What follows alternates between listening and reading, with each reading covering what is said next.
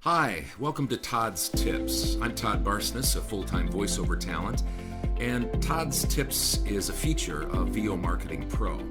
Now, if you'd like more information about VO Marketing Pro or anything else related to voiceover, just visit our Facebook page, website, or contact us via email.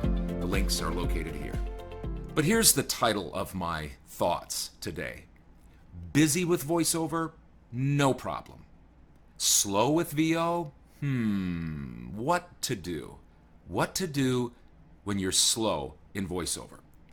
So this week for me was kind of the tale of 2 weeks. The first 3 days were nonstop, just try and keep your head above water busy.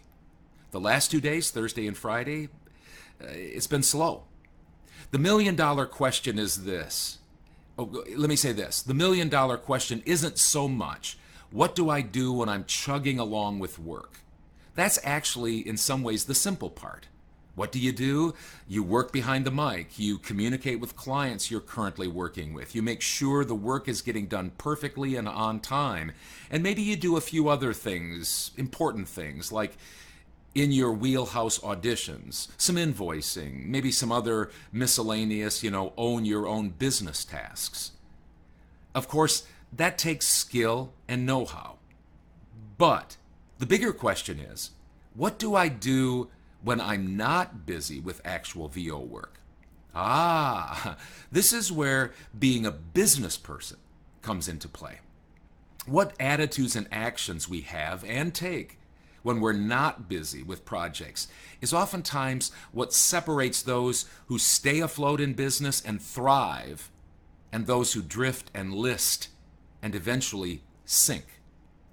Now, I could tell you exactly what I do when I'm not busy with actual VO jobs. That might help a bit.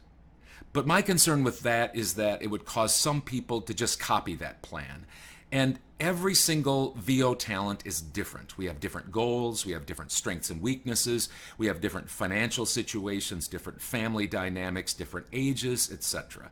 So instead, I wanted to focus on some attitudes.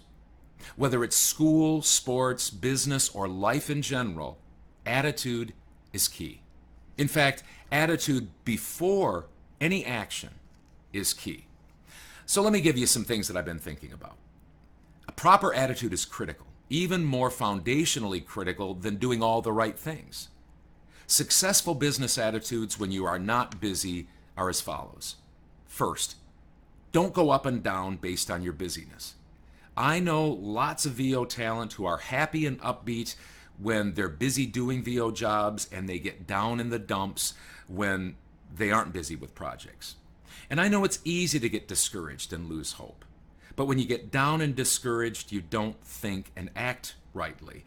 And then you can waste an hour or a day or a week, and that comes by, and guess what? You're no closer to any new work because you got caught up in the sludge of discouragement. Second, don't overanalyze and get paralyzed. I would never say that running your own VO business is easy. It isn't. It takes blood, sweat, and tears, trust me. But being successful in business isn't rocket science. Yes, it takes skill and know-how and experience, but you can make up for a lot of deficiencies if you're willing to work smart and work hard. I see lots of VO talent who get paralyzed by doing too much analysis. Don't overcomplicate things. A simple business plan, worked consistently and constantly, will outperform searching for the perfect business plan every time. In fact, the longer I'm in business, the more I realize that there's no such thing as a perfect business plan. Which leads me to the next point. Don't just do something for the sake of doing something. Just kicking up a bunch of dust may look like you're moving forward, but oftentimes it's just dust created by lots of wheels spinning and no forward motion.